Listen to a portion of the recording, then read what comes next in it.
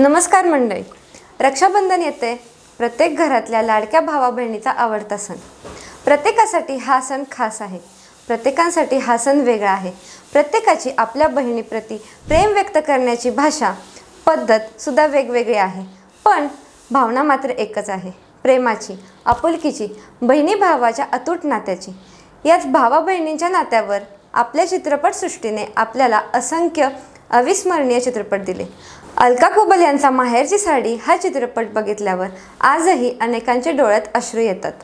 जुन्या चित्रपटांमध्ये असणाऱ्या भावा बहिणींच्या नात्याचा गोडवा अनोखाच होता, पण आत्ताच्या काळात सुद्धा आपली मराठी चित्रपटसृष्टी काही कमी नाही आहे. याच नात्यावर अजूनसुद्धा अप्रतिम सिनेमे येत असतात. अशाच काही निवडक चित्रपटांची माहिती आजच्या व्हिडिओमधून आपण घेणार आहोत. नमस्कार मंडळी, मी श्रुती आणि तुम्ही पाहताय .com अर्थात कॅरी ऑन मराठी. तर मंडळी, मराठी चित्रपटसृष्टी नेहमी नवनवीन आणि अनोखे विषय घेऊन आपल्यासमोर येत असते. भावा बहिणीच्या गोड नात्यावर देखील मराठीमध्ये असेच काही अप्रतिम आणि सुंदर कथानक असलेले सिनेमे आहेत. त्यातला पहिला सिनेमा म्हणजे 2014 मध्ये प्रदर्शित झालेला आणि सचिन कुंडलकर यांनी दिग्दर्शित केलेला हॅपी जर्नी. चित्रपटाची कथा फिरते जानकी आणि निरंजन अर्थात प्रिया बापट आणि अतुल कुलकर्णी या भावा बहिणीच्या भोवती. निरंजन दुबईत नोकरी करत असतो, त्यामुळे त्याच्या कुटुंबाशी फारसा संपर्क येत नसतो. शिवाय तो आपल्यातच राहणारा माणूस असतो. त्याच्या भारतात राहणाऱ्या जानकी या बहिणीचे ब्लड कॅन्सर या आजाराने निधन होते, पण आपल्या भावाला भेटण्याची तिची इच्छा अपूर्णच असते. नंतर निरंजन भारतात येतो. त्यांच्या वडिलांच्या गॅरेजचा व्यवसाय असतो. त्या गॅरेजमध्ये एक जुनी गाडी असते. एके दिवशी निरंजनला या गाडीमध्ये जानकी दिसते. त्याला पहिल्यांदा ही गोष्ट रुचत नाही, पण ते तिचे भूत असते. पण हे भूत अतिशय प्रेमळ, आनंदी असतं.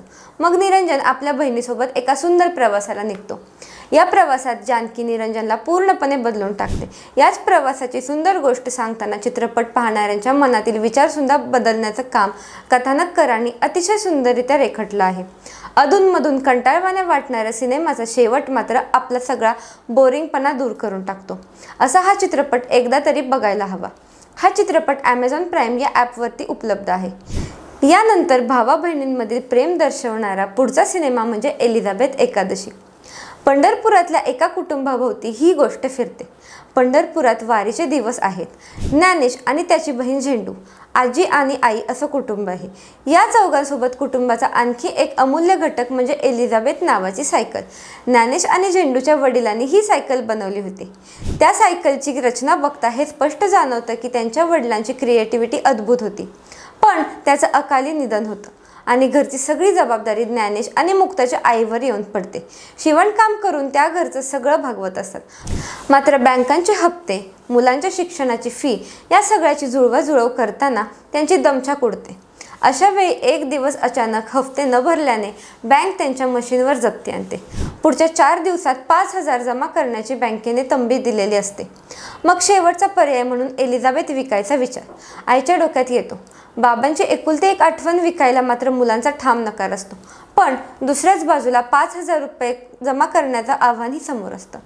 मग सायकल वाचवण्यासाठी ही मुलंसुद्धा पैसा कमावण्यासाठी काय काय शक्कल लढवतात. या चित्रपटाच्या प्रयत्नांची ही सारी गोष्ट आहे. अवघ्या 1.5 तासाचा हा सिनेमा आपल्या वडिलांच्या शेवटच्या आठवणीतून दूर न जाण्यासाठी या चिमुरड्यांनी केलेला शर्थीचा प्रयत्नांची पराकाष्ठा दाखवतो. परेश मोकाशी यांनी टिपलेला या चित्रपटाचा सुंदर प्रवास अनोखा आहे. त्याला साथ देत श्रीरंग महाजन, सायली बंदकवटेकर, पुष्कर लोणारकर या लहानग्या कलाकारांनी केलेला उत्कृष्ट अभिनय वाखण्याजोगा आहे. बांगड्या गरम या डायलॉग वेळी मुक्ताचा निरागसपणा आपल्याही चेहऱ्यावर आपसूक हसू आणून जातो. अशी ही सुंदर कलाकृती IMDbच्या 8.3 रेटिंगसोबत झी5 ॲपवर उपलब्ध आहे. यानंतरचा पुढचा सिनेमा म्हणजे सुधाकर रेड्डी यंकट्टी दिग्दर्शित नाळ 2. हा सिनेमा नाळ या सिनेमाचा दुसरा भाग आहे. चैताला आपल्या खऱ्या आईविषयी समजतं. मग तिला भेटण्यासाठी तो आपल्या बालबुद्धीने जे काही करता येईल ते करतो. त्याचं हे स्वप्न पूर्ण होतं या चित्रपटाच्या सिक्वलमध्ये म्हणजे अर्थात नाळ 2 मध्ये. त्यात त्याची याच्या खऱ्या आईसोबत भेट होते आणि याबरोबरच त्याला समजतं की आपल्याला चिमी नावाची छोटी बहीणसुद्धा आहे. त्याला आपल्या बहिणीचे लाड करायचे असतात, तिच्यासोबत खेळायचं असतं. पण चिमी मात्र चैतूला आपला भाऊ मानण्यास तयार नसते. तिच्या मते आपला एकच भाऊ आहे आणि तो म्हणजे मनी. मग चैतू त्यांचा विश्वास संपादन करण्यासाठी काय काय मेहनत घेतो या साऱ्या मेहनतीची ही कथा. मग चैतूला यात यश मिळते का, चिमी भाऊ म्हणून त्याचा स्वीकार करते का, या गोष्टीसाठी तुम्हाला हा चित्रपटच पाहावा लागेल. पण यात नागराज मंजुळे, जितेंद्र जोशी, देविका दफ्तरदार या तगड्या अभिनेत्यांसोबत श्रीनिवास पोकळेने साकारलेले चैतू, मनीची भूमिका साकारणारा भार्गव जगताप आणि चिमीच्या भूमिकेतून घराघरात पोचलेली त्रिशा ठोसर यांनी साकारलेल्या भूमिका काळजात घर करून जातात. या अभिनयाला साजेसं असं पार्श्वसंगीत, जुन्नरच्या निसर्गरम्य परिसराचं केलेलं चित्रीकरण मनाला भावून जातं.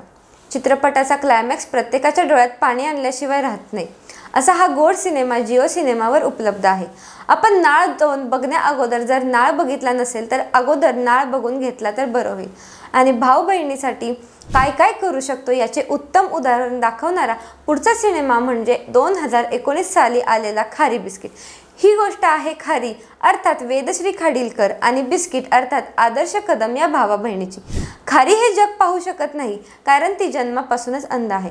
आपल्या या लाडक्या बहिणीची सगळी स्वप्न पूर्ण करण्यासाठी बिस्किट काहीही करू शकतो हे आपल्याला चित्रपट पाहताना दिसतंच. या चित्रपटाचं कथानक 2011 सालच्या दरम्यानचं आहे. भारतात वर्ल्ड कपचा थरार सुरू असतो. हा थरार खारीला देखील अनुभवायचा असतो. म्हणून ती आपला भाऊ बिस्किट समोर एक इच्छा व्यक्त करते.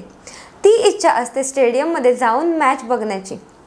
आता आपल्या बहिणीची इच्छा पूर्ण करताना बिस्किट काही ना काही जुगाड करून तिची स्वप्न पूर्ण करत असतो. पण यावेळी मात्र त्याच्यासमोर मोठा पहाड असतो. मग तो हा पहाड सर करतो का? खारीची स्टेडियममध्ये जाऊन मॅच अनुभवण्याची इच्छा पूर्ण होते का? या भाबड्या प्रवासाची गोष्ट म्हणजे खारी बिस्किट. मंडळी, तुम्ही हा सिनेमा पाहिला असेल नसेल पण तुम्ही या सिनेमातली गाणी मात्र हमखास ऐकली असणार. कारण प्रत्येक भावा बहिणीच्या स्टेटसला रक्षाबंधन दिवशी एकमेकांसोबत काढलेल्या फोटोंसाठी हेच गाणं वापरलं जातं. असा हा खारी बिस्किट चित्रपट G5 ॲपवर उपलब्ध आहे. तर मंडळी, हे होते भावा बहिणींच्या नात्यावर चित्रित झालेले सर्वोत्तम सिनेमे. यातले कोणते सिनेमे तुम्ही पाहिलेत आणि असे अजून कोणकोणते सिनेमे तुम्हाला आवडले हे तुम्ही कमेंट्स करून नक्की कळवा. आपला आजचा व्हिडिओ आवडला असेल तर व्हिडिओला लाईक करा, शेअर करा आणि असेच नवनवीन व्हिडिओ पाहण्यासाठी आपल्या कॅरी ऑन मराठी या यूट्यूब चॅनलला सबस्क्राईब करायला विसरू नका. धन्यवाद.